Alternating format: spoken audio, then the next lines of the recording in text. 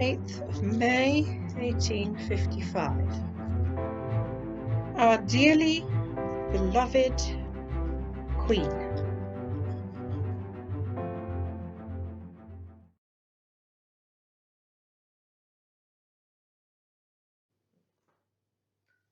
Hello, I did not see you there, my dear. Oh, how many years is it since we were last together?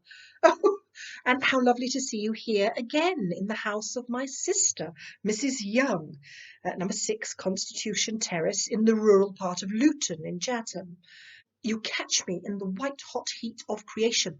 So I apologise for being so informal as to be writing a letter. And look, I have a pestle and mortar here in which I'm grinding up colours.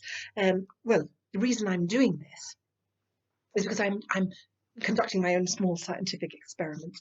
And my dear, have you heard what the Queen has done? Well, she was so pleased to receive my first volumes. She has become something of an enthusiast of my work. She has requested all of my works and the latest one as well. And I am so honoured I can barely say it. I have been given a grant from the civil list. Yes, a pension for life, decided by Queen Victoria herself.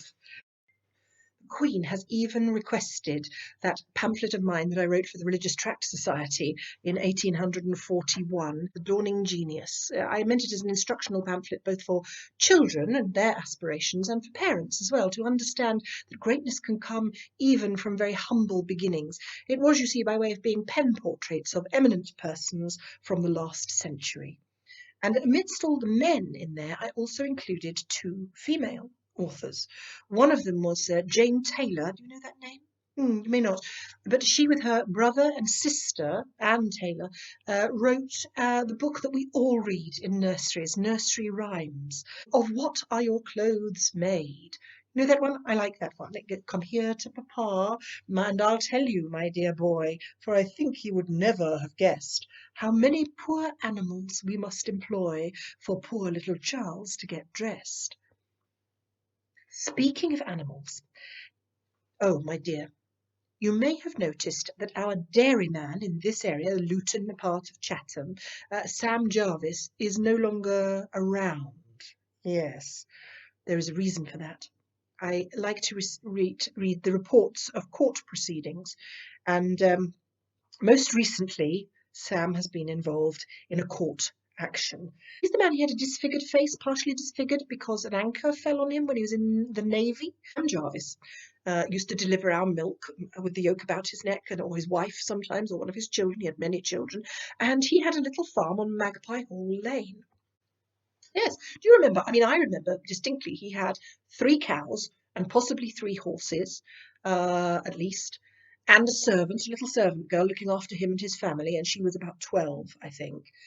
Yes, Sam, unfortunately, was seen by an officer of the Royal Society for the Prevention of Cruelty to Animals beating a horse, well, actually a small pony, not one of his usual big horses, trying to deliver milk as he was going up Chatham Hill. And you know what an incline there is on Chatham Hill.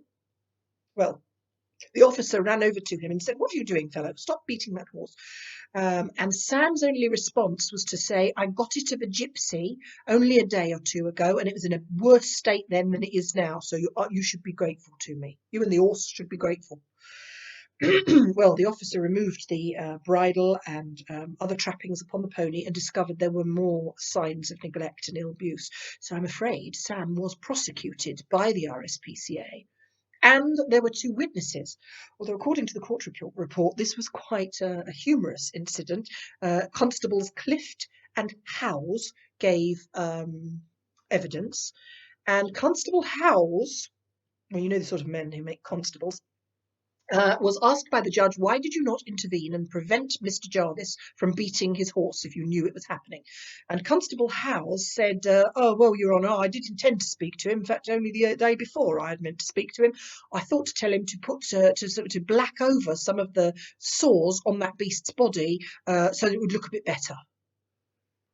It's not really humane action for the horse, is it? But anyway, Sam Jarvis was found guilty. I cannot speak for Constable Howes. He was fined 10 shillings and costs as well. and I'm afraid this has led to the selling of the farm. There was obviously some problem with the horses. That was why he was using a pony that was not his originally. And however, do not feel too sorry for Sam. I'm reliably informed by Mrs. Young, my sister, that you may find him now declaring himself to be a master pork butcher, working over at Gers, the butchers in Chatham High Street. So I apologise for being so informal. I am working on things. This particular plant, of course, Syringa vulgaris. Syringa because the shape of it looks a little like a syringe you might find in the hospital. Vulgaris because it is the common lilac. I was researching about this for my book, and I have discovered something remarkable. For it is not my intention to overwhelm people with science and scientific matter, but rather to introduce, to aid those who have not hitherto studied botany by giving them accessible associations of plants. This plant is not native to our shores. Indeed, it originates on the rocky outcrop of, you'll never guess where, the Balkans. The Balkans, that very place in Europe some 18 months ago where we first engaged in this war of the Crimea, which of course still rumbles on. The Battle of Alma has only just happened, and people are getting injured and things. So this, by its very nature, reminds me of Queen Victoria, because Queen Victoria has visited Chatham in this very year of 1855 to see the soldiers who have returned from the battles of the Crimea, and they are, the officers at least, are, for their recuperation and mending, positioned in Fort Pitt. Now, you probably know Fort Pitt. It has been transformed from just a military fort into a hospital by the ministrations of Florence Nightingale herself. Yes, and that lady, who I'm pleased to say is very much after my own heart, appreciates scientific procedure, has divided the wards into those who have infections and diseases and those who have merely injuries that need to be recovered from. She's a very clever lady, and I would like to meet her very much. Somebody else I would like to meet, actually, very much, would be Mr. Charles Darwin. I don't know if you've ever read any of his scientific tracts. Mr. Darwin is by way of being a geologist, but he has written upon rocks and rocky environment. And gazing upon the stout stem of this lilac, you see, it is no thin thing. It has adapted to grow in hardy places, to cling on to the rocks.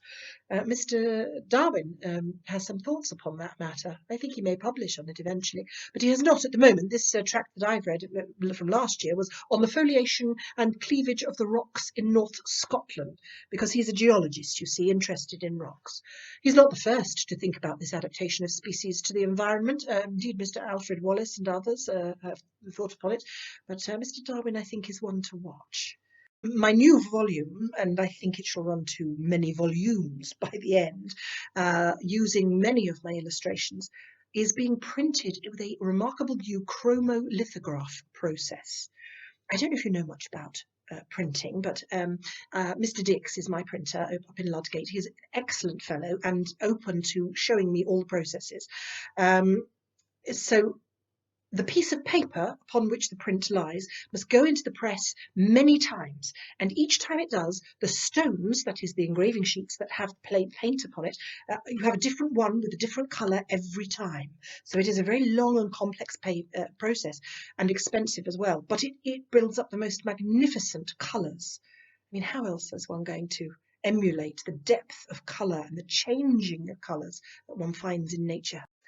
There are some ladies, you know, who never apply themselves to anything. So I think it is of vital importance that one does. It is the best way to get anything out of life. So I'm going to apply myself to my work once more. You're going on your constitutional, are you? Well, my dear, as you take the air, go with my blessings now, but as you take the air, please consider and do look out for these farms that are here in Luton, the fields, the horses, the animals, the blacksmith that you'll find upon Luton Road, many other things besides. And perhaps when I am feeling a little fitter, I may be able to join you outside, and we can together take a stroll and see the sights of Luton in Chatham.